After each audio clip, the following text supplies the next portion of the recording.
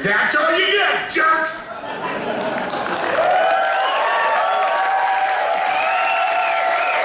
Beauty humans! Tremble in fear and put your hands together for Morgul's good friend and mortal enemy, Chris Hardwick!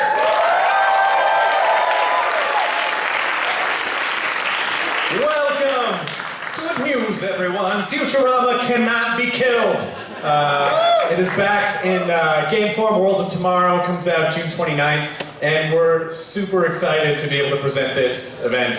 As you can see, there's a lot of names right there that are very special. My wife and I, when we first started dating, we used to watch Futurama episodes every night, even though we had seen them all 100 times. And so this is really special for us, too. The only cast note that I'll say is Katey could not be here. Not because she doesn't like any of you, she just couldn't, okay? So just let it go. But the entire cast is going to be here. Tress is going to be reading for Katey. And that's it. There'll be surprises, fun. We'll do a Q&A afterwards, so if you have some questions, we'll have about 15 minutes for that. And let's just get this going. Here we go. The voice of Bender Bending Rodriguez, John DiMaggio!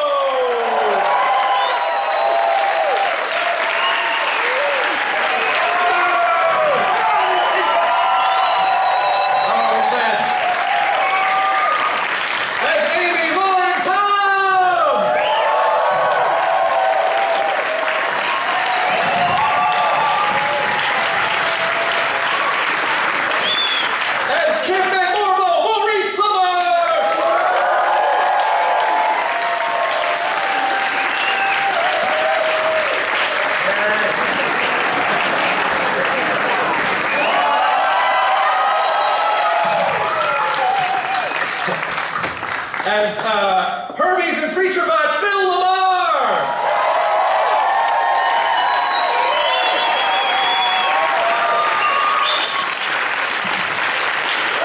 The voice of Mom and Hattie, and also filling in today for Leela, Tress MacNeille!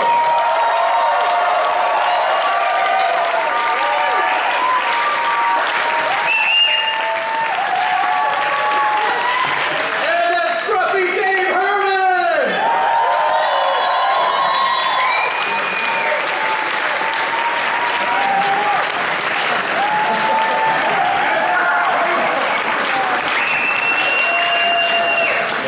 And of course, his Fry Farnsworth Zoidberg. Please welcome Billy West!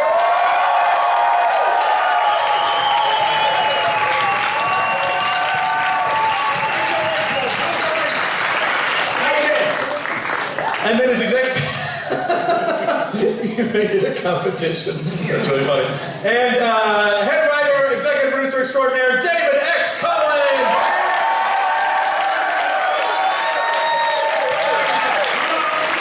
And then also, as a special surprise guest here to encourage and or threaten the cast members, please welcome a guy that you may have heard of by the name of Matt Grady!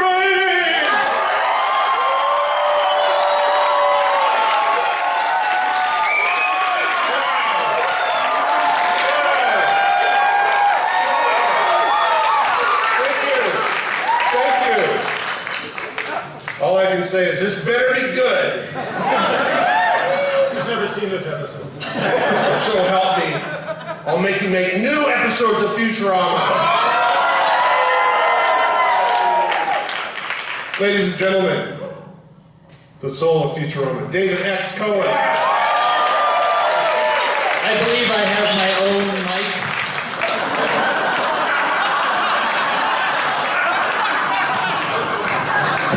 I don't need that second-hand mic. Welcome, everybody, and a special welcome to all the Futurama fans watching online and through the windows. Thank you for watching tonight. We are about to do a live table reading of a classic episode in honor of the new Futurama game, Futurama Worlds of Tomorrow, which will be out June 29th for all your favorite devices. And before we start, I just wanted to thank a few people, Tiny Co, Jam City, and Fox, for working so hard to make this game very true to the series. This is really the real deal here. They have reassembled from spare body parts the entire original cast of the series. Even us Also, Katey Sagal and Frank Welker, who plays Nibbler, who are not here this evening, but they are in the game. Also, some celebrity heads in jars. I won't give you any spoilers, but I will say, oh my. They've got our original animators at the groundbreaking studio, Rough Draft Studios. And they put together a team of original writers from the show, including Patrick Brun, Ken Keeler, and David X. Cohen, don't forget.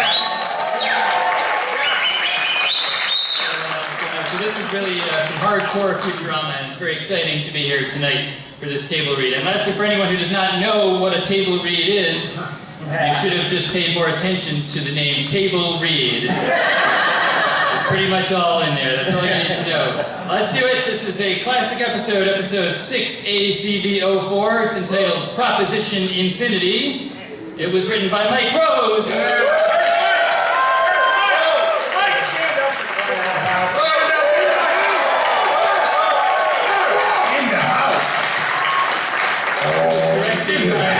Directed by the awesome Crystal Chesney Thompson. Original air date July 8th, 2010, so we're even a little bit into the future from the original air date of this show. And here we go, we fade in Amy's apartment in the afternoon. We go inside her luxuriously furnished apartment to see Amy and Kif watching TV. On the screen, we see the channel square root of 2 news set. Newscasters Linda and Morbo are reporting the news. We now go live to our eye-in-the-sky hovercopter on the scene of that terrible hovercopter crash. Jim? We cut to a video feed of a crashed, burning newscopter. The reporter Jim is strapped upside down, speaking through the flaming window. The news is not good. I just learned that my final words were, back to you, Linda. The picture goes to static, then Linda reappears. One for the blooper reel. Back to scene, Kif cringes in horror and covers his eyes. Oh, the news is so violent. Let's watch Dancing with the Stars instead. Oh, no, wait, there might be trash talk. God, what a wuss! Stop being such a spineless jellyfish. You know full well I am more closely related to the sea cucumber. Not where it counts.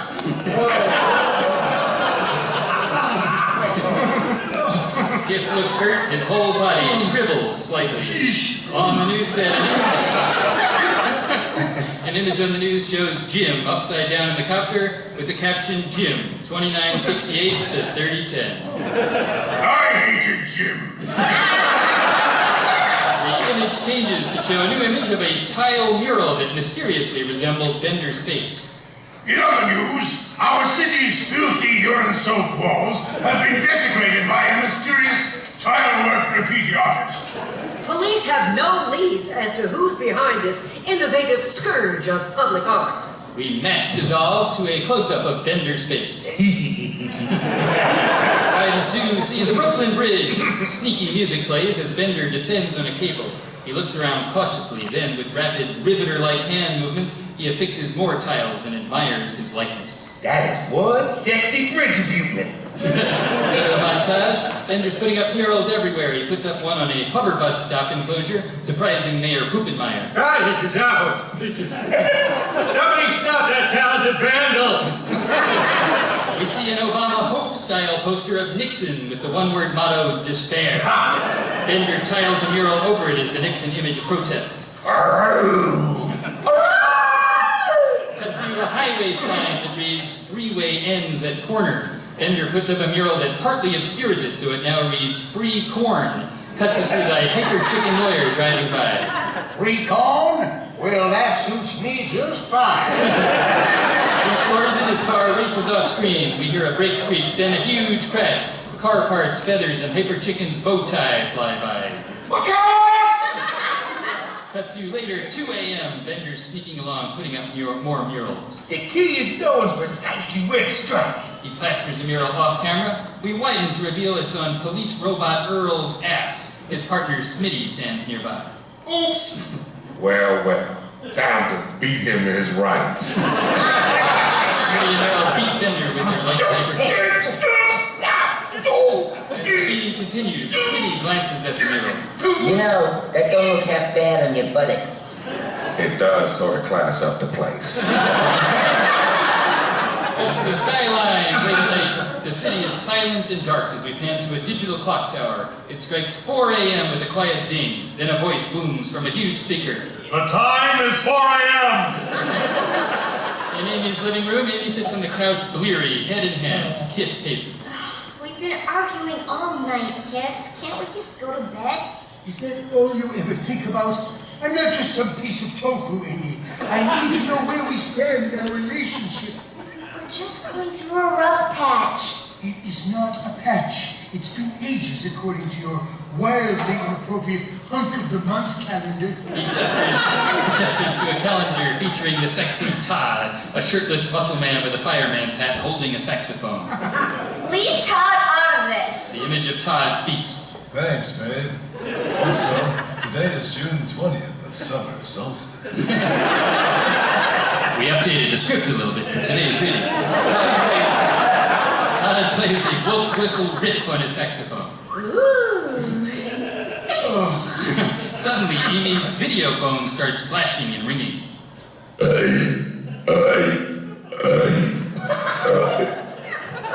That's Bender's ringtone. I recognize the smell. Amy picks up an old 1970s handset from the video phone. Bender, in a jail cell, appears on the screen.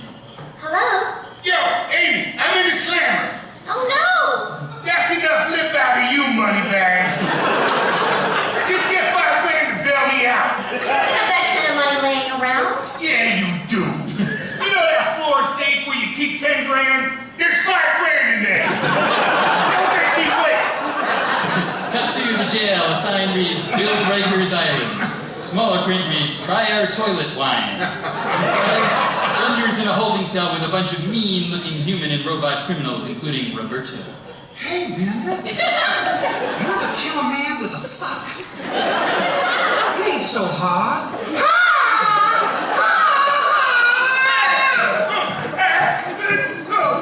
I better carve a shield for protection. Bender pulls a wooden stick from his chest, followed by a large switchblade, and starts carving the stick into a very similar-looking knife. Meanwhile, Earl steps up to the cell along with Kif and Amy. Rodriguez, these two brothers bail your ass out. He unlocks the door, Bender steps out and hugs Kif. Kif's head briefly expands like a squeezy toy. Oh, thank God I'm free. Tell me, have things changed on the outside? Is food finally in pill form? Or what about pills? Are they in food form?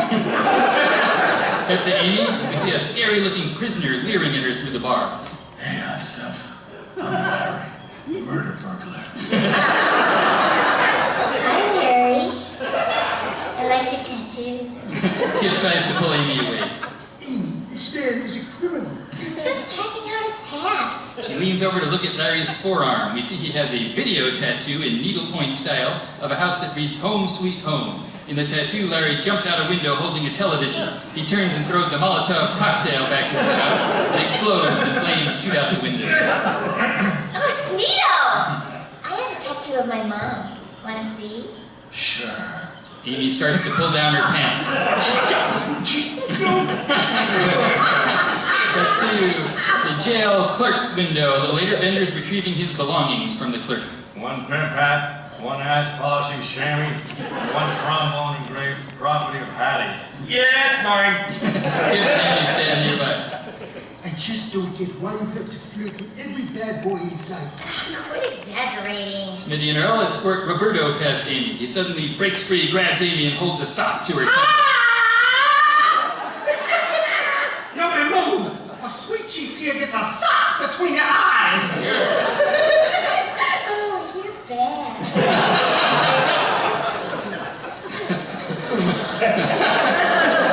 Earl applies a Vulcan neck pinch to Roberto. He falls to the floor in a heap. Mama said spot you out. That's it, Amy. Pardon my language, but I've had it with you ruffling my petticoats. You and I are through. Kif storms out through a door. Sad music plays as we slowly push in on Amy looking heartbroken. Here's a little song I wrote to cheer you up. It's called Let's Go Home, Baby! Bender blasts her in the face with a loud trombone blast. We cut to Forbidden Planet Hollywood restaurant. Sign reads, where tourists come to mingle with tourists.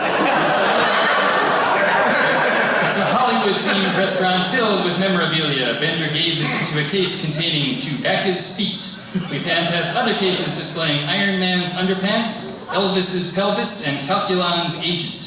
In the booth, Leela, Amy, Bender, and Fry are having martinis. Each holds an empty glass with a tiny rain cloud over it.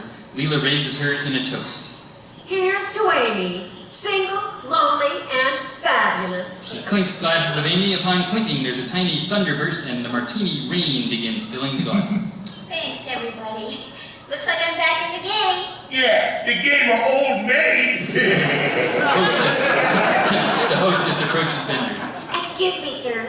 Are those yours? She points down and we see Bender's wearing the Chewbacca feet in place of his normal feet. Damn right. Before you ask, this is mine too. He opens his chest, revealing a scared-looking lassie's head in a jar. He slams the door shut. So, Amy, tough break. Are you and Kip getting divorced? No. Technically, we were fanfanroos, so we weren't really married. Wow, that is really interesting. You know the most interesting thing about that is... So, Amy, how can I phrase this delicately? Why did Kip dump you like a sack of yesterday's turds? Since I have a thing for bad boys, it's so stupid. The truth is often stupid. Bender puffs some cigar smoke in Amy's face, then taps the ashes into Amy's drink as she coughs. Bender, why do you have to be so mean to me? Shut up, baby. You love it. Don't tell me to shut up. You know what happened to the last guy who told me to shut up. What? Smash cut to Amy's bedroom the next morning. Amy and Bender are lying in bed under the sheets relaxed. That was great. Shut up. They snuggle and kiss. Come on over here, baby. Give me some of that. Oh, yeah. As we fade out, Act 2, New York. The next morning, we see commuters flying to work in the transparent tubes. In a closer shot, Bender and Amy are commuting together. Amy's hurriedly doing her hair. Remember, love between a human and a robot is taboo. We can't tell anyone, not even our co-workers. Got it. I'll show the utmost discretion as we get nasty in this glass tube. So later, in the Climate Express conference room, the crew members are seated around the table. Zoidberg peers closely at Bender. Bender, old friend, what's on your face? We see a lipstick kiss mark on Bender's cheek. Bender quickly wipes it away. Black! From, shaving of the beard face! Amy, are those gear imprints on your sweatpants? Hey, so what? I only brought it up because Bender's wearing them. Bender is wearing Amy's pink sweatpants. Bender's eyes dart nervously. I stole it from her. Yeah, that's it. Call the cops. That night, out on the street, Bender and Amy happily hold hands as they walk down a mostly empty street. Amy, I reckon sweet talk don't come naturally, but of everyone I've ever dated, you are probably in the top 10. You always say just the wrong thing in just the right way. Kiss. Sinners! We widen to reveal Preacher Bot standing beside a donations bucket watching scornfully. Robosexuality is an abomination. Boy, this guy. The good book saith a robot shall not lie down with a human, nor do it standing up, nor at any angle in between. Amy edges behind Bender embarrassed. A mob of people, aliens, and robots gather around. It's a whatchamacallit and a Chinese girl.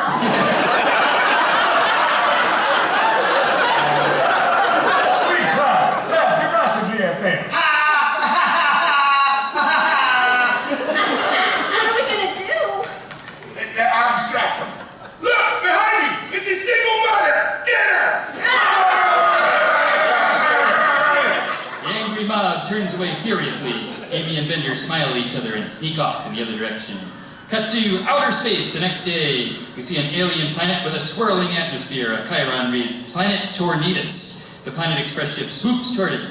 On the surface of Tornidus, several huge tornadoes sweep across the plains. The ship flies into frame and weaves among them. Quickly, into the ship's basement. Cut into the ship's basement. The ship's low, never-before-seen bottom deck with wooden beams, an old washer and dryer, cobwebs, and old high basement windows. Zoidberg closes the overhead cellar doors. Bender and Amy steal a sly glance. Now then, as you all know, the county fair is approaching once again, so I'm preparing my entry of pickled wings and feathers. He indicates a line of jars on a shelf. We pan to each one containing a miniature weather system in brine, as it is described. I've got sunny, snow flurries, hail with onions, even my grandmother's cranberry raisin typhoon. We see cranberries and raisins whirling around in a tiny storm. But no tornado. I'll be damned if I let Mrs. Gertleson take the blue ribbon again. The professor pulls a cord, causing flowered curtains to retract. A frightening tornado is visible just through the violently rattling window. A red barn blows by with Bender's tile graffiti on it. That's why I need you folks to get out there and harvest a nice ripe one. This cattle prod should help. He holds up a cattle prod. I don't see how that's going to... He jabs Hermes with the cattle prod. No! Get out there! Cut to the planet surface a little later. The crew members hover in jetpacks around the huge tornado, aiming laser guns at it. They yell over the howling wind. Is everybody in position? What? Is someone talking? Okay, good. On 3. 1, What did she say? 2, Wait, I'm not in position!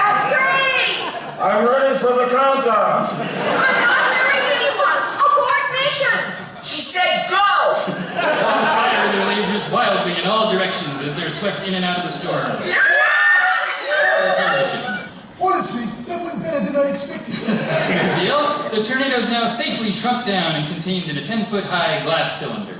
I just need to reduce it down into this pickle jar. Toss in a bay leaf to impress those stupid judges. He turns a knob, the tornado starts to slow and becomes a little more translucent. A smaller tornado begins to materialize in his mason jar on top of his apparatus. Meanwhile, Fry looks around. Hey, where's Amy and Bender? You're missing out on some hard tickle action. And on the tornado, we hear whipping winds combined with strange moaning sounds. Sound like a muskrat's coming down.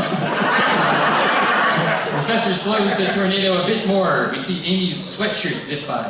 Oh, that's Amy's sweatshirt. Now we see Bender's pimp hat going by. And that's Bender's hat from the Players Ball.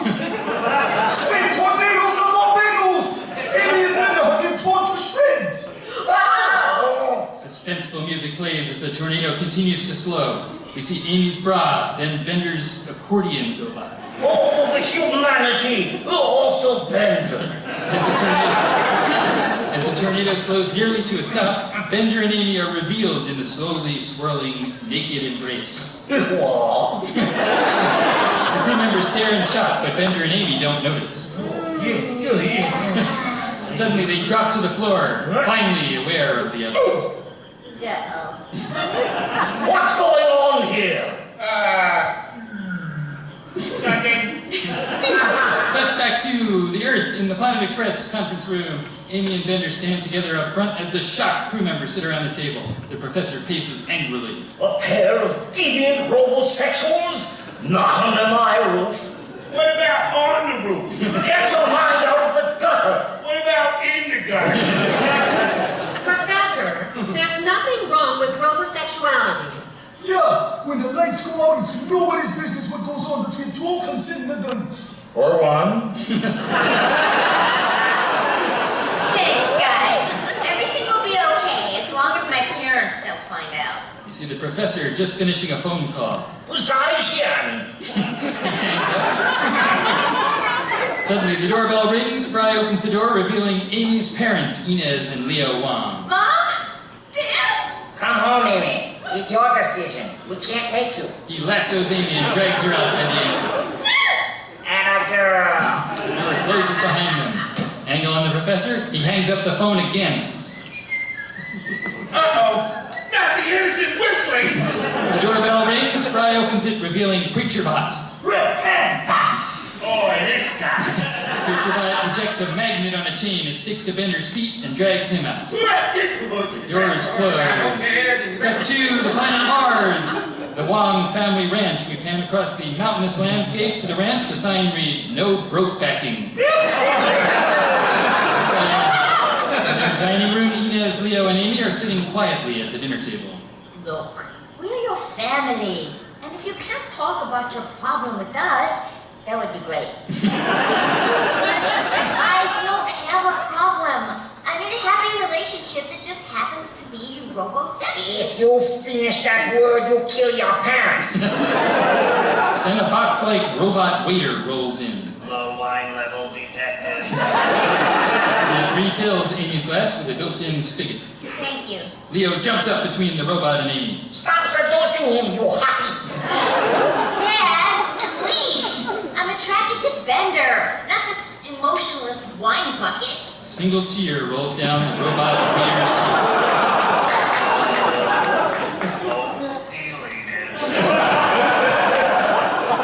Meanwhile, at a religious camp, we see beautiful manicured campgrounds. A sign over the stone archway reads, "Camp Rectifier, praying on the week since 2976. Inside, Bender, Fatbot, and an effeminate male robot, along with the transvestite Hookerbot, sit in folding chairs facing Preacherbot. Robotic brothers, the path to robot hell is paved with human flesh.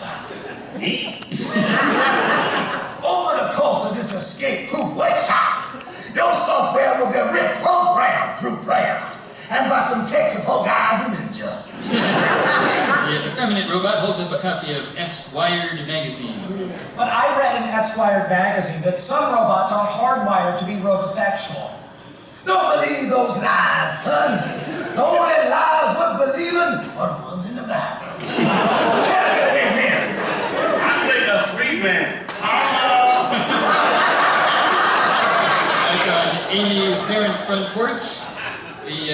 Amy's sitting on the porch looking annoyed. Inez and Leo stand beside her, facing a lineup of human men. Oh, come on, Amy. Pick a male human already. I want to be a grandmother 9 months from 5 minutes from now. Well, cut it out, Mom. I'm not interested in any of these gross, ugly losers. Suddenly, Fry steps into the lineup and points to himself. What about this gross, ugly, smelly loser? Fry, what you doing here? I'm here to rescue Amy, from her robosexual desires. Winks at Amy. Oh, if I understand you correctly, I've seen the error of my ways. She winks back at Fry. Look at all that awkward winking. Yeah, must be love. Moments later, the Planet Express ship shoots through space. Inside, Leela's piloting. Fry has Amy standing right beside him. My parents may be evil, but at least they're stupid. Cut back to the campground. Preacherbot and the 4 robots are out in a field. In this phase, you will literally wrestle with your demons. Your shapely, buxom, human demons. He pulls a cloth off a rack of stuffed football tackle dummies designed to look like sexy human women. Look at the rack on that one. That one on the rack. Preacherbot blows a coach's whistle. He shouts over various shots of the robots wrestling, caressing, and making out with the dummies.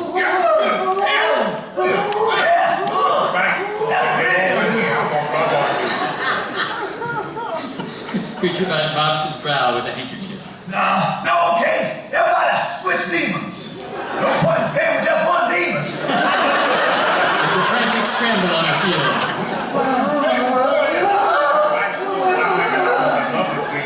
Now, work it harder till the sin explodes out you. Cut to an extreme close-up of the Preacherbot. Okay, the Lord's work is done. Now cut with your demons. On Bender, he hugs a slightly Amy-like dummy. Oh, Amy, I wonder where you are right now. I'm inside the dummy to rescue you. That answers that. Mad with passion, Bender rides wildly with the dummy. Suddenly we hear Fry and Leela's pained voices also from inside the suit. Ow! Bender, be careful. Fry, Leela, you're in there too? Blech. Then we hear yet another voice. I guess we should have waited in the ship. Back to Planet Express. The crew looks on as Amy and Bender kiss passionately. Boy. Listen up, everybody. I love Amy, and I'm tired of pussyfoot coming around. I finally found someone I want to spend the rest of my life. Well, I finally found somebody I want to spend the rest of her life with. He turns to Amy, a sincere expression on his face. Amy? Bender opens a small box with a diamond ring in it. The tag reads Exhibit A. His legs lower hydraulically to kneeling height. Will you marry me? Yes! Yes! Oh, I'm just glad I didn't live to see this day. Wait a second. The professor feels his own wrist. Cut to a close-up. After a second, we see a very faint heartbeat and there's a slight movement.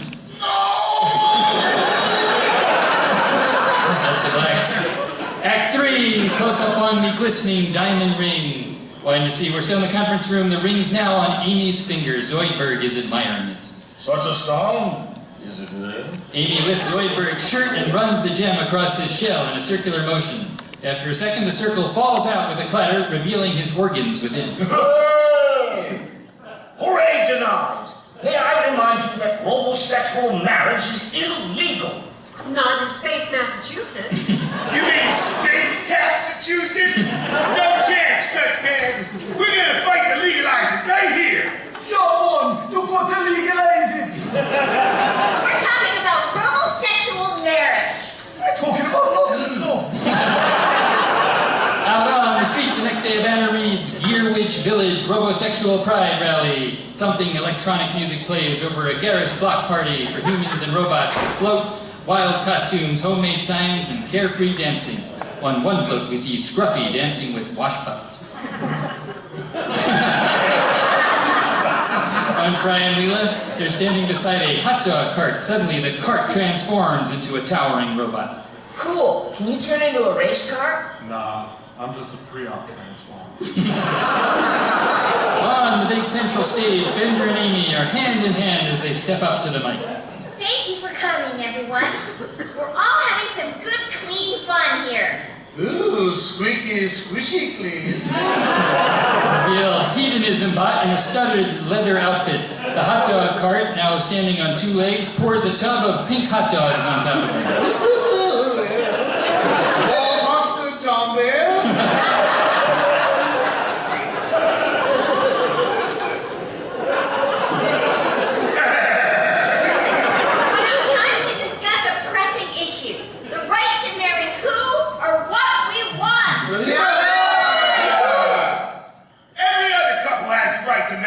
See the crowd. Robot and fembot, man and woman, man and man. As he speaks, we pan past a series of couples. The Don Bot and Fanny, Michelle and Paulie Shore, Randy and his husband, and they're holding a fancily groomed little dog. Our poodle has two daddies.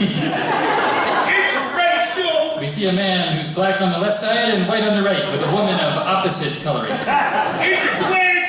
We see the upper half of a human woman protruding from a male gelatinous blob. They wave. Even ghost and horse. We see an unconcerned horse floating around in a cloud of ectoplasm. But not robot and human. The ghost joins in. Amy holds up a legal document titled Proposition Infinity. That's why we're introducing this ballot initiative to legalize robosexual marriage! Yay! If you hate intolerance and being punched in the face by me, please support Proposition Infinity. We go to a happy music montage. First, Amy pins a yes on Infinity button on a rubbery alien. The alien pops like a balloon. He deflates and flies off as his business suit droops to the ground. Next, we see Bender putting up an even more complex tile graffiti mural of himself and Amy kissing. It reads, Vote Infinity. Why didn't you see? It's once again on Earl's ass. Earl hits him in the head with his baton. Cut to Fry, Leela, and Zoidberg and Hermes standing on the sidewalk, holding a banner that reads, Stand Up for Equality. we pan to see the Professor, Hattie, and other elderly people lying on the concrete beside a banner that reads, "Fall down and be unable to get up for traditional marriage." Waiting to see this on the TV news in the Square to 2 News studio, Linda and Morbo are reporting once again. A pie graph shows a large no section and only a small yes section. As election day nears, prompt infinity appears to doom to certain defeat. More fair and balanced coverage after a word from our sponsor, No on Infinity. We cut to a commercial where scary, overly dramatic music covers a shot of dark clouds. A sinister, concerned man fades into view. A storm is gathering. A second concerned man appears. A storm of robosexual marriage that will rain down on us like fire. It's probably a firestorm. A concerned woman appears with 2 children at her sides. If robosexual marriage becomes legal, imagine the horrible things that will happen to our children. Then imagine we said those things, since we couldn't think of anything. As a mother, those things worry me. No on Infinity. Paid for by the Farnsworth Foundation. Small print and a tiny logo of the Professor's face. In time to express the whole crew is watching this on TV. We can't compete against that much stock footage of clouds. We're boned. But we still have one hope. My big televised debate. I'm a master debater.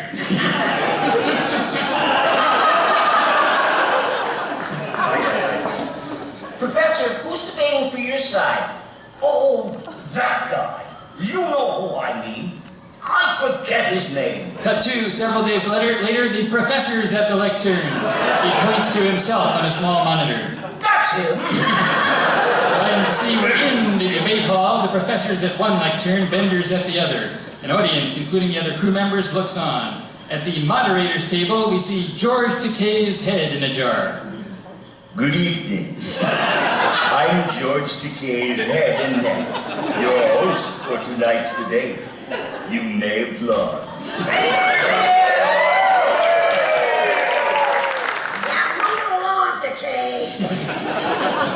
Very well.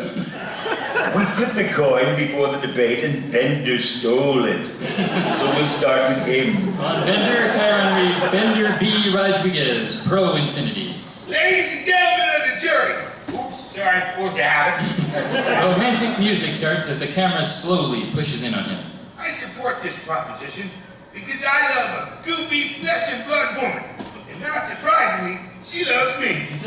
Cut to a reaction shot of Amy in the audience, teary-eyed. This is a simple matter of justice, which I'm not normally for.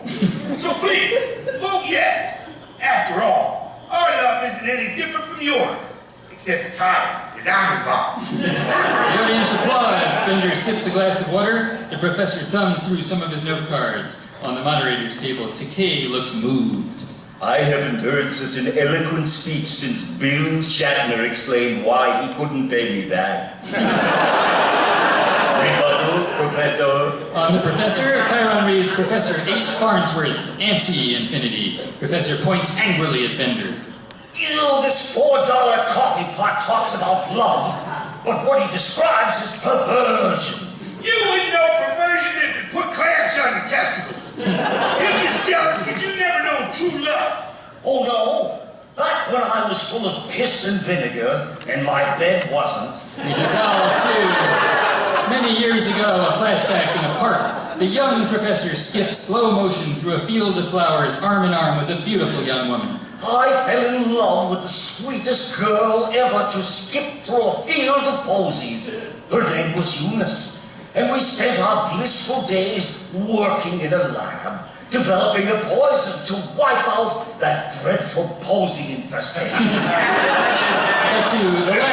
In the lab, the young Professor holds a bouquet toward Eunice. She squeezes a drop of liquid onto it, and the flowers wilt and blacken. They kiss passionately.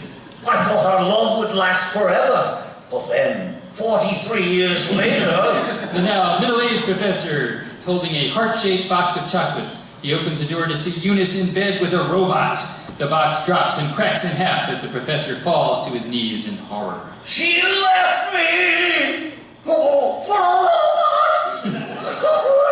Dissolve back to the debate. The professor's crying at his lectern. How could she do that to me? Her Farney poo. Amy rises and yells out angrily from the crowd. That's it? You hate robosexuals because your girlfriend left you for a robot? She didn't just leave me for a robot. She was a robot. Oh, God. Her name wasn't Eunice. It was Unit 47. Dissolve back to the same flashback in the posy field. Once again, the professor and Eunice are skipping through the flowers in slow-mo, except gradually the image of Eunice dissolves into that of Unit 47, the bulky fembot.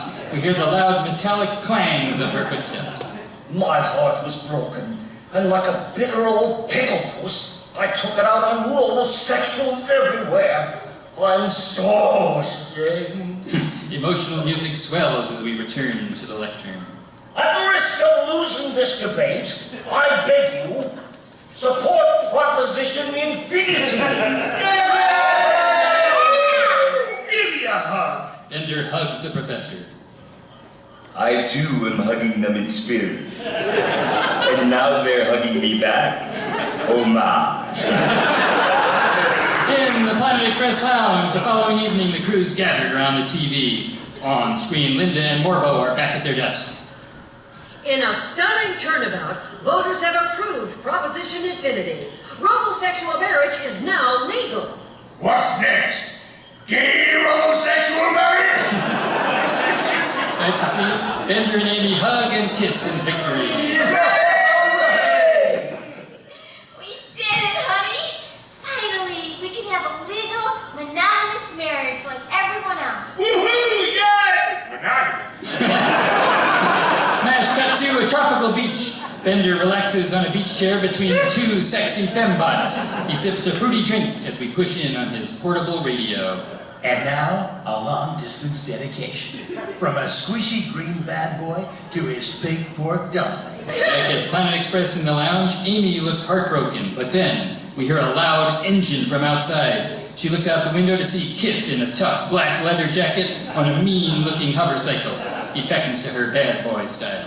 At number 12, it's Wailing Fungus with Shut Up and Love Me. Cut to a deserted highway. A heavy metal drum intro gives way to a touching melody as Kip and Amy ride off happily into the sunset.